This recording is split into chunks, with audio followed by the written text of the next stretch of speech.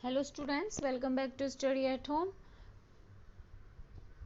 तो इस वीडियो में मैं DEC 3 के कुछ इम्पोर्टेंट प्रश्न लेके आई हूँ आप लोगों के लिए, तो प्लीज़ इनको नोट डाउन कर लीजिएगा। पहला प्रश्न, शिक्षा के क्षेत्र में टैगोर और फ्रोबेल का योगदान।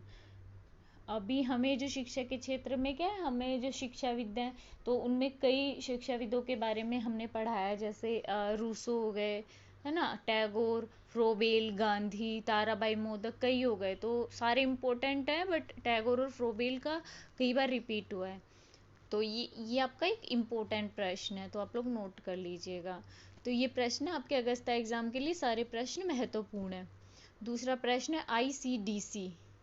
अभी आंगनबाड़ी मैंने इसलिए लिखा है कि आंगनबाड़ी जो होता है ना, उसके कार्य भी ICDC के कार्य जैसे ही होते हैं। तो आप लोगों को अगर आंगनबाड़ी के कार्य याद हो तो वह आपने इसके अंतर्गत लिख सकते हो, क्योंकि ICDC जो कार्यक्रम है, जो संगठन है, वो उसी के अंतर्गत आंगनबाड़ी भी आता है, तो सेम कार्य होते हैं उनके। तो ICDC जो बाल देखभाल संगठन है, उसकी विशेषताएं, कार्य बताने हैं। कार्य भी पूछ सकते हैं, विशेषताएं पूछ सकते हैं, एक ही तरह से लिखना है आपको। नेक्स्ट हमारा प्रश्न है, बाल देखभाल केंद्र की स्थापना करते समय ध्यान में रखने योग्य पहलू बताने हैं। यहाँ पे मैंने कारण लिख दिया है, तो पहलू बताने हमें। तो उसमें जैसे कि ये प्रश्न आ सकता है, या ऐसे आ सकता है कि बाल देखभाल केंद्र की स्थापना करते समय बजट बनाने का क्या महत्व है, या फिर बाल देखभाल केंद्र की स्थापना करते समय बाहरी स्थान की व्यवस्था करते समय क्या ध्यान रखेंगे, या भीतरी स्थान की व्यवस्था करते समय क्या ध्यान रखेंगे, कैसे भी करके इस प्रश्न को पूछ सकते हैं। नेक्स्ट हमारा प्रश्न है, बच्चों को लेबल करने के प्रभाव, यानी कि जो बच्चों को हम स्पेशल, जैसे स्पेशल चाइल्ड है, उसे किसी नाम से बुलाते हैं ना, वो लेबल करते हैं, तो उसके क्या प्रभाव है, क्या सकारात्मक नकारात्मक दोनों प्रभाव में बताने हैं। नेक्स्ट पांचवा प्रश्न, पर्यवेक्षक की भूमिका बताइए, या पर्यवेक्षक के कार्य करके भी आ सकता है ये प्रश्न। नेक्स्ट हमारा प्रश्न, मानसिक मंदता क्या है, बच्चों की, इन बच्चों की ना मानसिक मंद जो बच्चे होते हैं, इनकी विशेषताएं बतानी है हमें। प्रश्न संख्या 7 है, SOS बालग्राम क्या है, उसके बारे में हमें बताना है। आठवां प्रश्न है, प्रारंभिक बाल्यावस्था अंतःक्षेप के कारण बताने हैं हमें। नवा प्रश्न है, अक्षमता, क्षति व विकलांगता में अंतर बताइए। तीनों शब्द के हमें सुनने में एक जैसे लगता है, लेकिन तीनों में ना, तीनों का मतलब अलग अलग है, तो इनमें हमें अंतर बताना है। अगला 10वां प्रश्न है, बच्चों द्वारा दर्शाई जाने वाली प्रमुख व्यवहार संबंधी समस्याएं कौन कौन सी हैं, उनके बारे में हमें बताना है। नेक्स्ट हमारा प्रश्न संख्या 11 है, निम्नलिखित स्थितियों से आप कैसे निपटेंगे, मतलब ये स्थिति अगर आपके सामने है जो, तो उनसे कैसे निपटेंगे। पहला है, आक्रामक बच्चे से कैसे निपटेंगे। दूसरी, व्यवहार संबंधी समस्याएं अगर बच्चों में दिखें तो उनसे कैसे निपटेंगे ना। तीसरा, इसमें प्रबंधन क्या है, जिसे प्रबंधन किसे कहते हैं, उसके बारे में बताना है। निम्नलिखित पर टिप्पणी कीजिए, हमारा प्रश्न संख्या 12 है। ये हमारे 5 या 10 नंबर वाले प्रश्न है।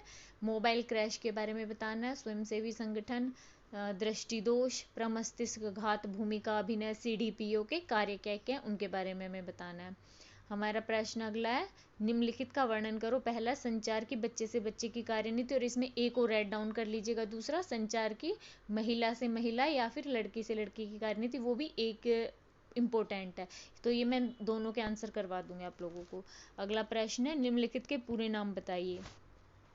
पहला, हमें जो ICW है, ICCW है, उसका पूरा नाम बताना है। दूसरा, निपसेड का पूरा नाम, केयर का, WHO का, और यूनिसेफ के हमें ना फुल फॉर्म बतानी है। तो ये कुछ इंपॉर्टेंट प्रश्न है, 14 प्रश्न है, इनके 14 क्या ज़्यादा ही हो गए, एक्चुअली मैंने शॉर्ट में करके बताए हैं, तो प्रश्न कई हैं, ज़्यादा ही हैं। तो इन सब के आंसर मैंने आप लोगों को इस जो चैनल है ना, मेरे चैनल पे मैंने लगभग अभी महीने भर पहले डाले थे।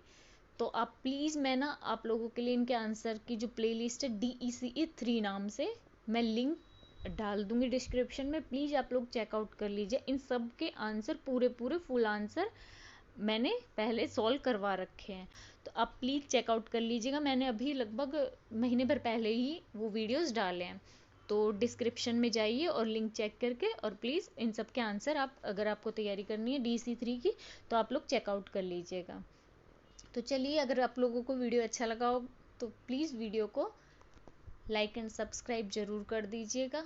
तो मिलते हैं अगले वीडियो में कुछ नई इन्फॉर्मेशन के साथ। तब तक के लिए आप सब लोगों को अपने एग्ज़ाम के लिए ऑल द बेस्ट।